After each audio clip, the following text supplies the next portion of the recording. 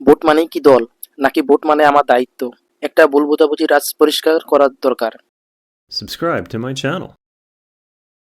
আমরা অনেকে ভাবি ভোট মানেই রাজনীতি, ভোট মানেই দল, লোগো, স্লোগান, কিন্তু সত্যিটা হলো ভোট কোনো দলের নয়, ভোট আমার বিবেকের। ভোট দেওয়ার মানে কারো পক্ষ নেওয়া নয়, ভোট দেওয়ার মানে নিজের ভবিষ্যতের পক্ষে দাঁড়ানো, একটা সঠিক সিদ্ধান্ত যা প্রভাব ফেলে আমার পরিবারে, সমাজে, দেশ জুড়ে। আজ যদি আমি চুপ থাকি, আগামীকাল অভিযোগ করার অধিকারও আমি হারাই।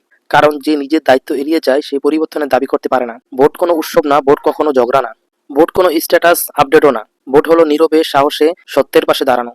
আমি কাকে ভোট দিচ্ছি সেটা বড় কথা না, বড় কথা হলো আমি ভেবে বুঝে বিবেক দিয়ে ভোট দিচ্ছি কিনা।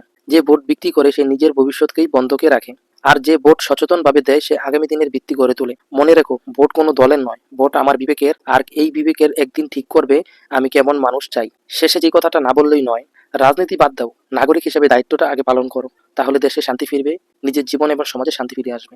Subscribe to my channel.